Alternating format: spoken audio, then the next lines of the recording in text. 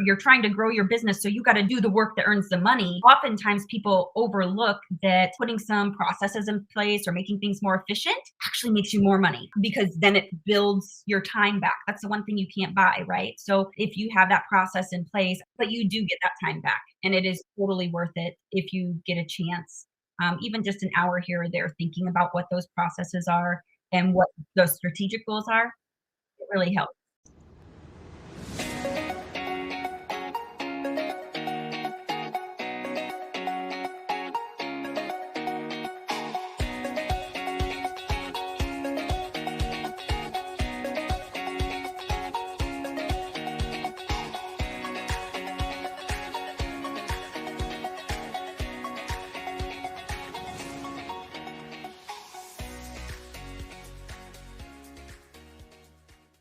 Hey, welcome everybody. Do you feel clear on how to manage your projects? Guest Andrea Singsaas, owner of the Tyne Group, is a executive coach and project management consultant. Join us to hear 4 tips for effective project management to make sure you meet your business goals. Welcome to the 15-ish minute coffee chat, live stream and podcast with Anna and Selena, 9 seasons of helping entrepreneurs and small business owners build more profitable businesses. Hey, look, let's just be clear today. We are Hot Mess Express, but like in the best kind of way. You know what I mean? Hi, Anna. Welcome. Hi, thanks. Yeah, sorry guys. I don't know what is going on. I've been on the internet all morning, and then of course when we decide to do the show, it like just dies on me. So I'm on my phone, I'm on the computer. We're gonna just hope I can stick it out through this entire show because I'm really excited about our conversation today. No, for sure. I'm really excited. Yeah, I am. I'm super excited. I've been excited to meet Andrea because I know that you guys have like met prior to, and so I'm like, I see her in so many of the spaces, and I'm like excited that I get to like actually verbally say something to her today. So why don't I actually, before we start the bio, what we always love to do is kind of like one of our prior guests, a life coach, kind of gives us a mindset minute. So why don't we start our show off with just that? So I'm going to bring this up and then we're going to go with it. So what's up, small business owners? Pumehano Palmer here, your mindset and growth coach, back again with another mindset minute for you. Humans are the superior species on this planet, not just because of our intelligence, but also because of our ability to wield and utilize tools. We have developed everything from the axe to the airplane to the tiny little computer that's sitting in your hands. Now, for you as an entrepreneur, the challenges and problems that you face are solved by your minds and various tools. So when you feel stuck this week or are overwhelmed by issues, I encourage you to take the time to step back and analyze the different tools that you're using. Ask yourself, is there a different way that I can use the tools that I'm currently using? What else is available to me? And what have others used to handle a similar problem? Think about it. I'm Pumehano Palmer, and I'll see you again next week for your Mindset Minute. Aloha. That was so good. That was perfect for today's show, right? So, I mean, so thank you, Pumehana. You can find her. She has this fantastic 2 for a Tuesday newsletter that she puts out every week, and it's amazing. So, without further ado, I'm going to actually bring up Andrea's bio, and Anna is going to tell you a little bit more about her because she's fabulous. I am. So Andrea Singsaas is the owner of the Tyne Group. She's an executive coaching and project management consulting practice. Her passion is to help leaders grow, change, and balance their professional and personal pursuits. Andrea has international consulting and project management experience spanning multiple industries. Her passion for project management fuels her creativity in solving problems for leaders and business owners. Andrea has a BA in communications and an MBA in leadership and project management and received her PMP in 2017. See that? Screenshot it. It's Andrea. She's amazing. She is amazing. Yes. Should we just bring her up, Anna? I mean, yes. I mean, let's bring her. I know, seriously. Yeah. All right. I'm gonna add her to the stream. Yeah. Adding her to the stream. Hi. I made it to the stream. Hi, Andrea. Good morning. Good morning. Good morning. Thank you for joining us today. I'm really excited for the 4 tips that you're going to be sharing because I think project management is very key to being successful. Wouldn't you say? Yeah, and it doesn't even have to be like a major master huge project, right? I mean, it's even just the little day-to-day projects that you have to get done in your business that these will apply to, which is why I was like, this makes so much sense. We need to just have Andrea come on and do all her best tips for us. Yeah. Yes. I'll do my best. I will do what I can do. So I'm so excited to be here. This is so much fun. So Yay, thank you. Okay, so why don't we get our coffee cup selfie out of the way so we can start our 4 tips with you. So Anna's like, hold on, it's coming. Okay. I do. I've got my coffee here. Okay. On 3. 1, 2, 3. Okay. There's a virtual camera somewhere that snaps it and then it shows up later on. You know what I mean? So all right, we're going to put Andrea in the spotlight and change some things around, and let's just jump into the first tip, right, Anna? Yeah. So, Andrea, basically, when we start, I think we kind of explained this already, but when Andrea sent in her intake stuff to be part of our show, we always ask our guests, like, kind of, what's your expertise in? What is something like you always want to tell people about? And Andrea had listed these 4 tips for project management, and I thought, why are we reinventing the wheel? Let's just have her do these 4 tips for us today and just kind of talk about what this means for a small business owner. So, Andrea, I'm going to pull up tip number 1 and just have you go for it. yeah, absolutely. So I work with all different kinds of people, both with executive coaching, but then also helping small businesses solve problems, right? It always comes up. And so one of the things that I think comes up often is accountability. And so, especially as a small business owner, you run into this time and time again. Maybe you don't even have employees. Maybe you are a one-person show. You still rely on vendors or other relationships to get your work done, right? I mean, very rarely are you just like a solo person that doesn't require anything else.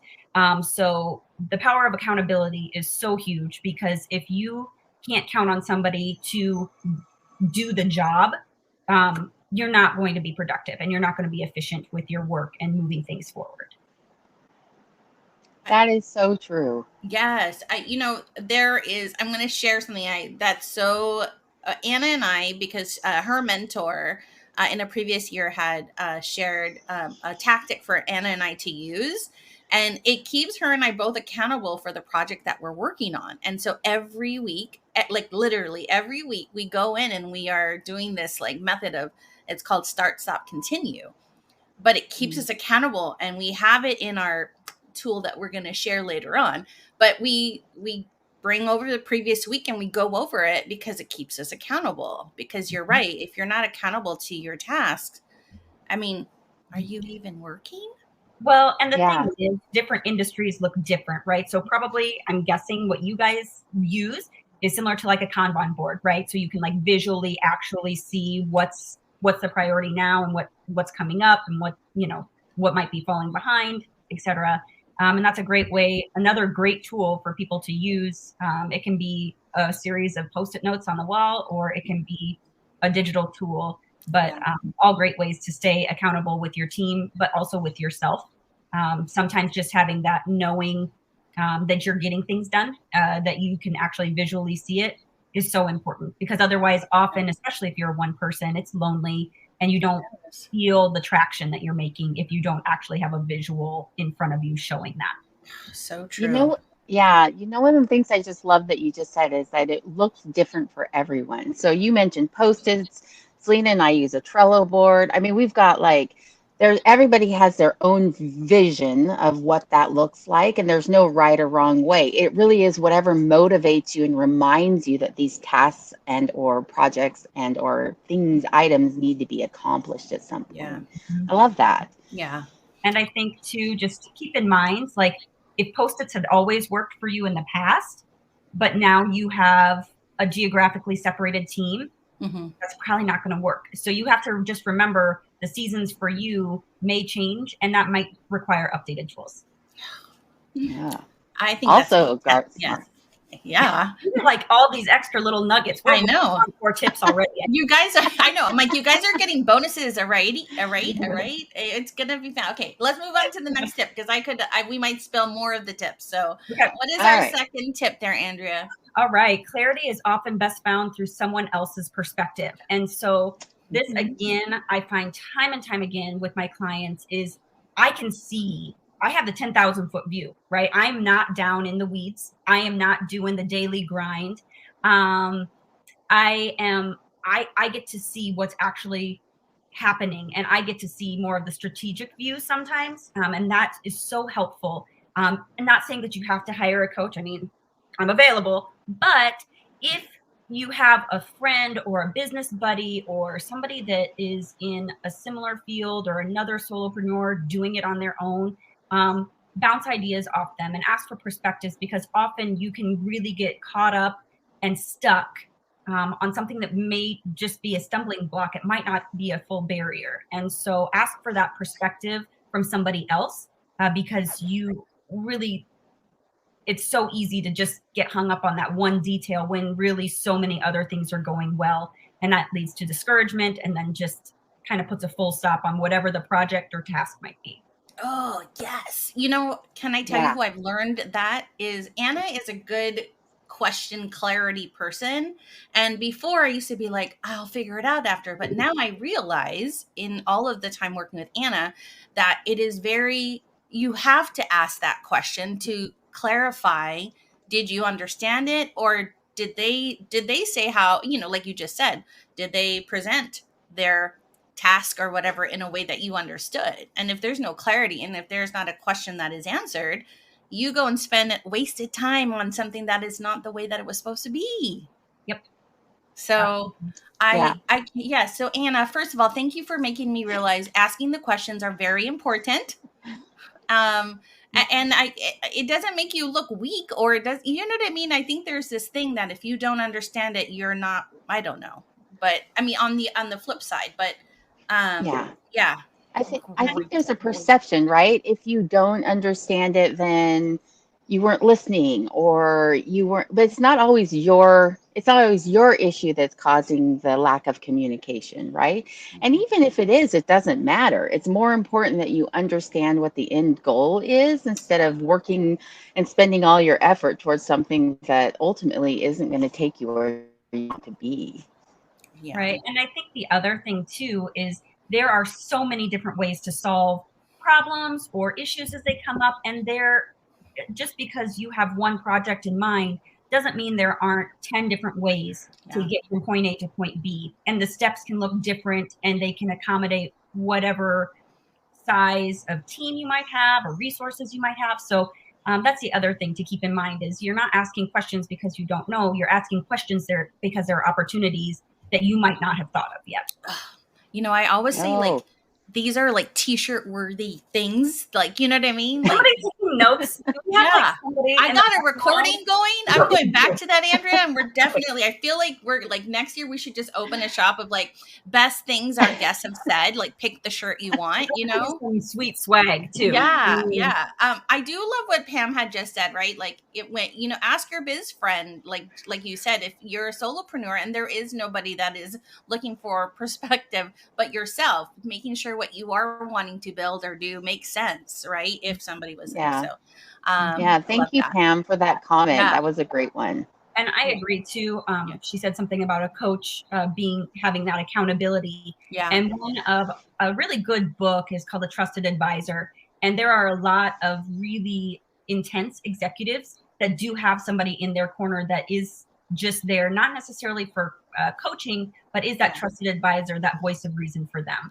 And so you'll find that you don't have to, you'll find that in your personal life. Don't go to the person that, will just say, oh, yeah. No, go to the person that is hard on you and will tell you no.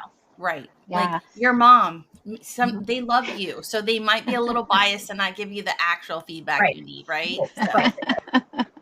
Do not rely on your mother to give you the business advice. Is that what you're saying? Well, you know what I mean? Like, Yeah. I mean, Andrew, like, right? It's like those times you see those, like, the reality shows where they're the song contest, and you thought, how did nobody tell this person that they're a horrible singer? And they let them go on national TV, right? I mean, but it makes for good TV. So Yes, true. I mean, yes, strategy there too. right. But clarity right here. Get somebody's. Don't ask your to mom. help you. Get some real help. Right. I All right. love it. Okay. Let's shift over to our third tip, and All I'm right. excited about it. Let's see what we got. So tactical goals allow the opportunity to focus on strategic goals. Okay. So what happens is we get busy in our business, and we either get busy in our business or we get busy on our business, and it's hard to balance both, right? So having that the tactical goals allow you to really break down the big things, the big boulders in the way that you want to start moving and rolling down the hill. And so having those tactical small things to chip away at it, that's what you really need to do. And that's what helps you gain that traction and see where you're going and what makes sense. You eat an elephant one bite at a time, right? So you have to take some time to work on your business, know what your big goals are, what your strategy is, where you want to be, and then work backwards. I mean, that's project management 101, right? Work backwards from where you want to be, and all of the little steps. If again, it might look like a series of like recipe cards. You're just writing with a Sharpie what these steps are that could lead to this, and then rearranging them in the right order. Or it could be project management tools, whatever it works for you.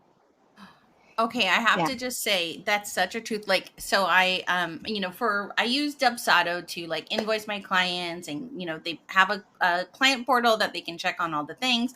And one of the things that I did was I went into my whiteboard that I love to use, because I was like, I need to like figure out the process for them from like lead all the way to end of project, because I needed to make sure I marked the workflow. And it's funny you said that, because I just looked at it yesterday, because it was in another board, and I was like, oh, look at when I did this. And I just thought in my head, like, whoa, but you don't even realize, but breaking it up into those smaller tactical goals, like you said, really helps you.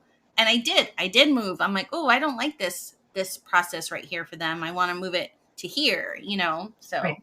And I think too, as a business, you're trying to grow your business, so you got to do the work that earns the money. Yeah. Oftentimes people overlook that putting some processes in place or making things more efficient actually makes you more money. Mm-hmm. And so, because then it builds your time back. That's the one thing you can't buy, right? So if you have that process in place, I can coach it, but I'm not as great at it in real life, to be honest.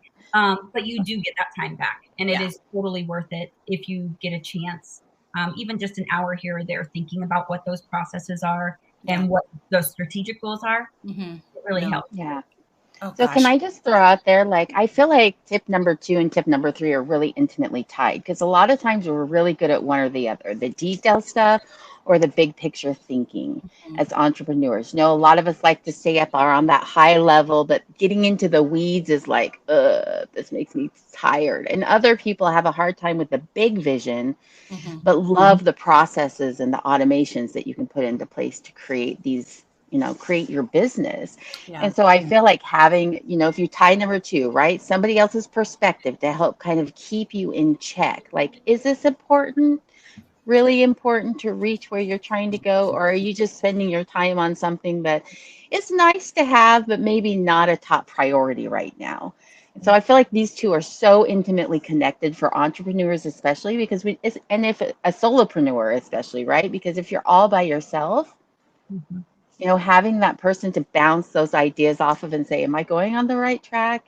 Am I following through on my big picture goals? Are my big picture goals even good? Those kinds of questions. Well, and I think the other thing too is people believe that bringing in somebody, like hiring a virtual assistant, is going to just recoup all of this time and it's going to solve their problems, but it doesn't. You still have to have it laid out so that you can, give clarity to what their role is within your business. So you can't put the cart before the horse and expect this person to like read your brain and what happens. Some people might be able to partner with you and do that, but I think especially when you're starting a new relationship or hiring that first service-based employee or contracting that out, you need to be able to really put that vision into concrete details so that they can do their job and allow you to do the bigger picture stuff if that's what you want to do. Yeah, I want that's to show, fantastic. yeah, I wanted to show you something real fast. So Anna and I, right, we do website builds. And like, this is actually when we realized after I'd done a bunch, we broke down our timeline. And this is like a 9-week list of like when we're doing certain things for our clients. And I don't know, I wanted to share that, but it is important. And don't worry if you can't do it on the first go. Do you want to know? This took us 2 years to really come down to this, like, you know? Exactly. Well, So and too, It's it'll true. change, right? Like technology will change, products will change, services will change. So you also have to be built into number 4, but you also have to be ready, to accept that change and make edits to it. And just because this process worked for you when you were at this stage or this season as a leader, as an owner, as an entrepreneur, doesn't mean that it's going to work the next time. You got to be willing to erase a step, move a step, like on your color-coded sheet, to know that maybe that's not where it falls in this project or process at this time. Yeah. so true. I Yeah. know based on what you just said, let's move to tip number 4, because I Yeah. think that's a perfect lead in. So let me throw that up there. Yeah, manage change as you would a project, right? And so this looks different for everybody, but I think change is hard. No matter who you are, at some point, some change in your life has been difficult to do. And I think especially business owners, we take a lot of pride in what we've built and what we're doing. And so sometimes it's hard for us to admit that change is what's needed to push through. And so when I say manage change as you would a project, again, you're looking at, okay, what has to happen? So maybe, for instance, you are to the point where you need to implement like a CRM system, right? You're not going to be able to keep track and do well with your clients if you're not managing their information and have it like in a nice, neat, and tidy fashion. Well, manage that as a project. Think that's a change, but it's also a project. It's an implementation of a new system within your business. Likewise, hiring somebody. Okay, so you also have to think about, maybe this is your first hire, or maybe you are doubling your team, or maybe you are taking on a business partner. Whatever that change looks like, think about, the end, when you want it to execute, what the date is. Usually things are fairly time bound with regard to change, either because it has to be or you want it to be. Back it up and make those steps manageable, so that way you can keep kind of checking them off as you go down the line. You're not going to wake up on next Monday and be like, oh, my CRM is in place. Like there are literal steps to get from point A to point B.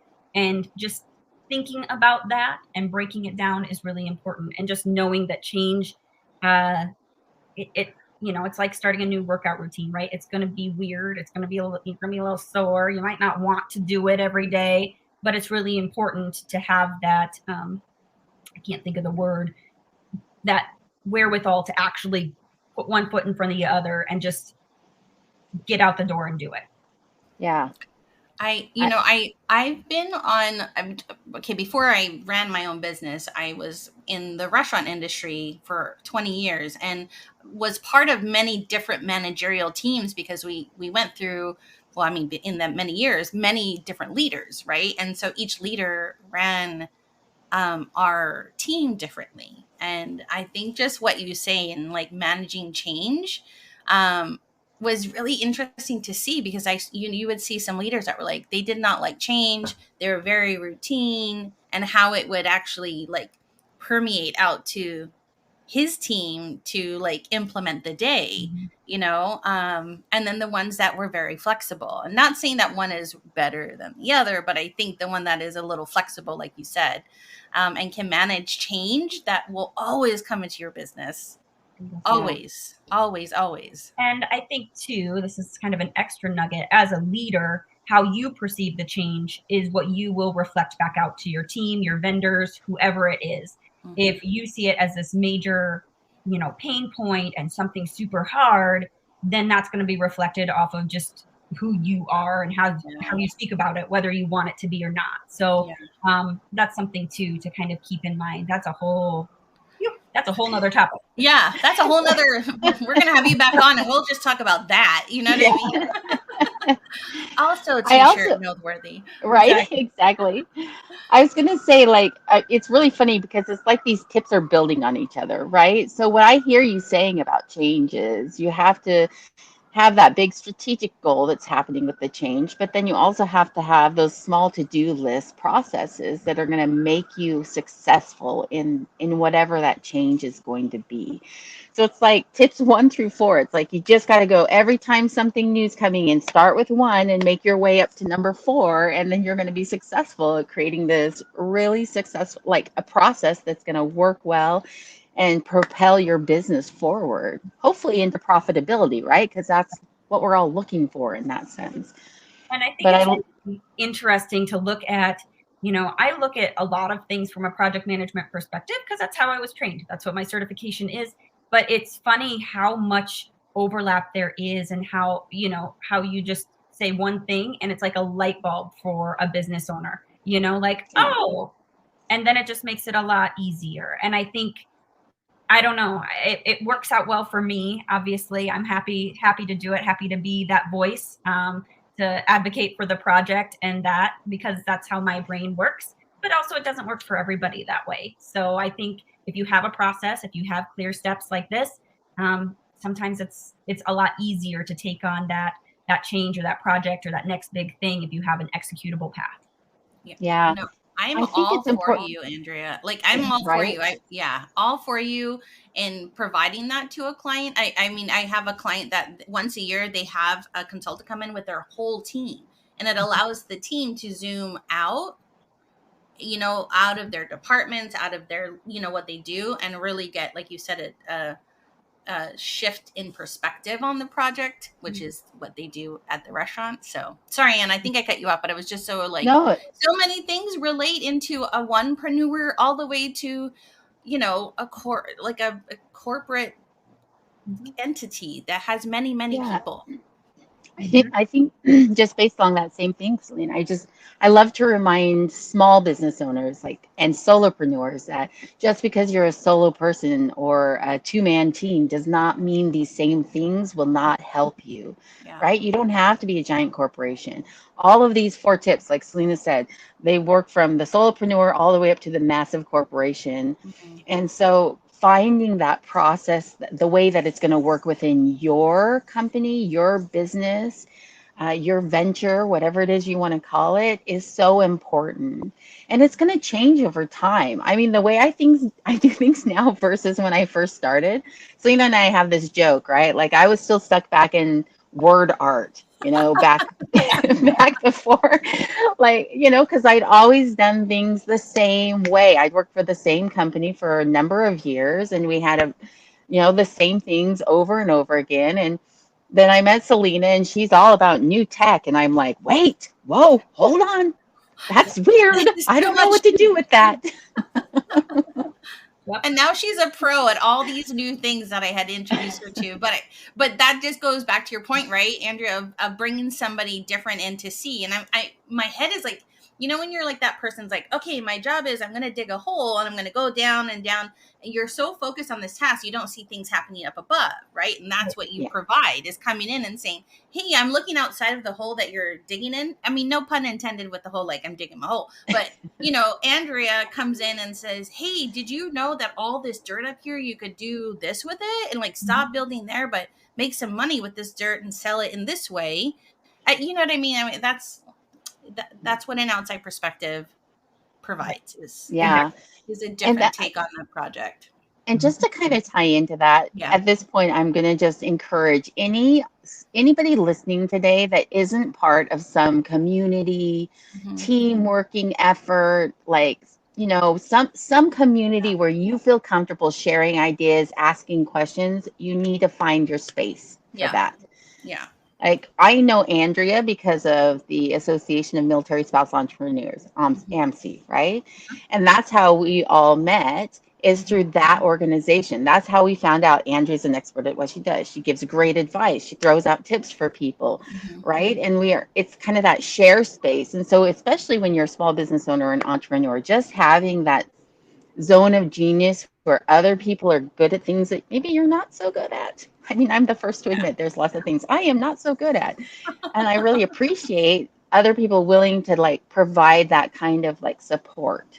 You know, it's not going to give me all the answers. I still have to do a lot of the work, right? But it's that starting point sometimes you need when you're totally lost. Well, and to your point, I mean, and this will kind of probably go into our next bit, but there are so many tools that are available to help increase your efficiency, your business processes, things like that, things that you wouldn't even know of because you're busy down in that hole, right? You're serving your clients, you're trying to make sure they're happy. You're trying to make sure, you know, you're sending out invoices every month or whatever it is. Like life is busy and you aren't focused on what's going on out here. And there might be a tool or something that somebody knows of that's even free. And you wouldn't know because you are too busy on the hole and you're not a tech person and you're resistant to it. Somebody parked what do you call those, like tractor things to help you dig the hole, but you don't see it because you're in the hole, right? But there is, like you said, we're going to use that. We're going to use that all week, right, Andrea? Yes, we are. Don't get stuck in the hole. Don't get stuck in the hole without knowing what's outside of the hole, you know? That's right. Yeah. That's right. Okay, look, I love that you had just said, let's just bring up our toolkit so that way we can kind of discuss, you know, what we're saying. And so our toolkit is obviously something that we want to share with somebody, our audience, and just say, hey, these are things that we use, or this is things that our guests use. And so real fast, I'm going to just say one of the things that we use for project management is Trello. Andrea had mentioned like a Kanban style, and there's cards and there's all these things. And so it's great. I mean, we use it for website build, social media management, all the things.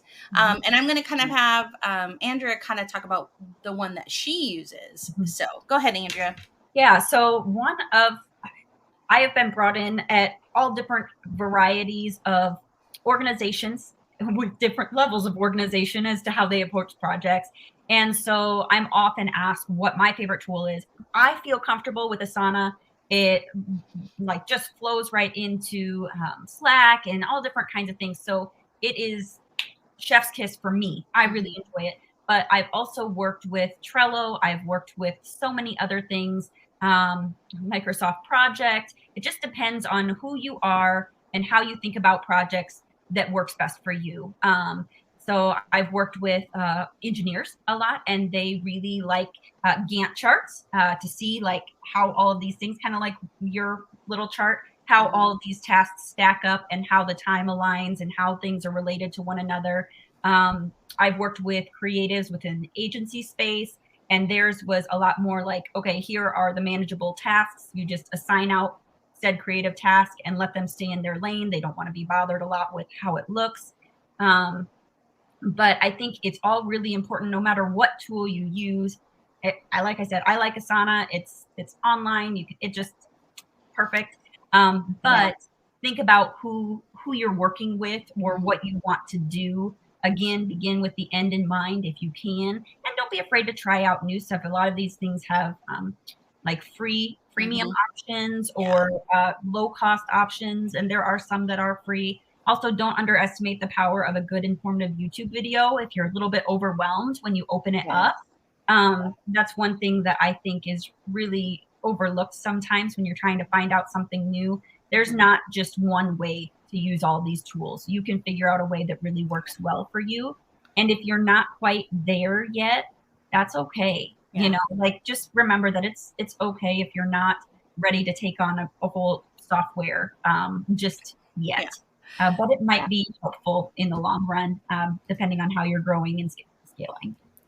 Can I just tell you, this takes us back to your tip 4 of managing change, right? So like, be okay. And it just says to you, Andrea, sometimes we'll switch project tools depending on the client, you know? And so don't be scared of change. Don't be scared of change. And also, you know, just remember, one of my early contract roles was literally finding a project management tool that would work for the team. They had nothing in place. They had a multi-million-dollar contract, and they had milestones just rolling in, but they didn't have a way, like they didn't have a way to get it organized. And so my job was to research all these different tools out there and say, all right, this is what's probably going to work best for you. And so there's, that's how I know that there's so many options for as many different projects and as many different people and as many tasks that are out there. Yeah. So you guys, Anna, anything to add to that before we move on to our next slide? Not real. Maybe one little thing. Again, reach out to that community you're in and find out what other people are using. If you're really like stuck between a couple, ask for pros and cons. Ask for experience. What is your industry standard, right? Does your industry tend to go towards these 3 platforms the most, and why? I think that'll help narrow that down, because there are hundreds of options and it is overwhelming if you don't even have a good starting point. But otherwise, you guys covered it. It's great. All right. So go give Trello and Asana a try. And if you need or have questions, reach out to Andrea or me and Anna. And we'd be happy to answer anything you have about those. Okay. So Andrea, tell everybody where they can find you. Yeah, absolutely. So I am most active on LinkedIn. I have been trying to be much more consistent and putting these little nuggets out there regarding leadership, project management, and how they're all kind of combined.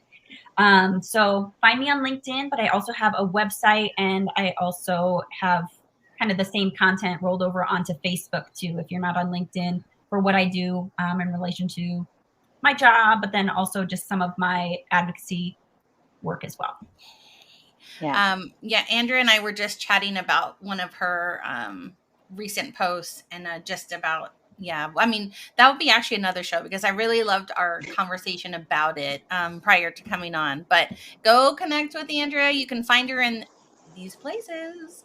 Anna, go ahead, and what's our tip jar for today? Actually, Selena, if you could read the tip jar, that would be very helpful to me. Oh, no, it popped up. I can read it now. Sorry. Okay. If your business accepts check payments from customers, make a copy or take a photo of the check before you deposit it at the bank. Some online banks do not offer images of checks deposited and or require you to contact them to obtain such images. It's one of the most difficult of puzzles for business owners and bookkeepers when trying to backtrack and clean up the books for businesses that accept checks. So if you're receiving checks, just take a photo of it and stash that in a Google file or in your LastPass keeper or wherever you want to put it for safekeeping, and just keep it on file for your bookkeeper in case they need it. So thank you, Caitlin Eldridge of Eldridge CPA, for our tip jar today. It's such a small world, because she is my business bestie. Like, it's not a business idea. Yes. We were stationed together in the same location, and our little humans are all about the same age.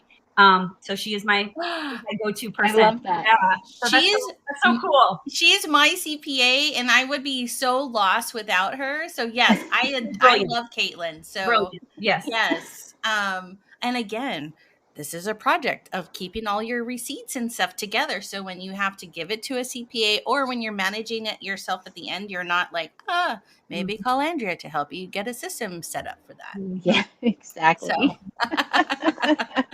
all right. Okay. We are at the end of our show, and Andrea, we are just so grateful that you're here. Anna, what's happening next week before we sign off? Yeah, so next week have our guest Stacey Benson. We're super excited to have her come on and chat with us. Of course, you can always find us at annaandselena.com, on LinkedIn, which is where we love to hang out, Facebook and Instagram also. And then you can always find us on your favorite podcast platform. And we just ask you to subscribe to our YouTube and our podcast stations, and we really appreciate it, right?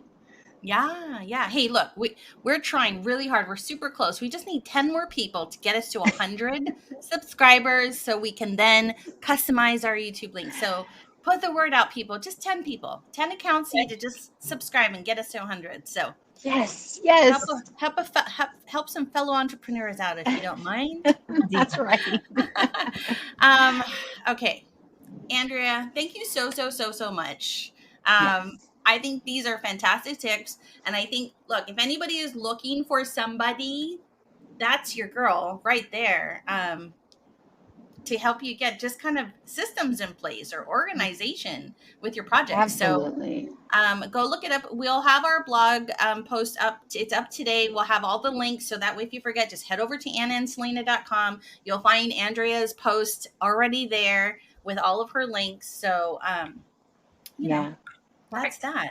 So, Andrea, any parting words before we leave?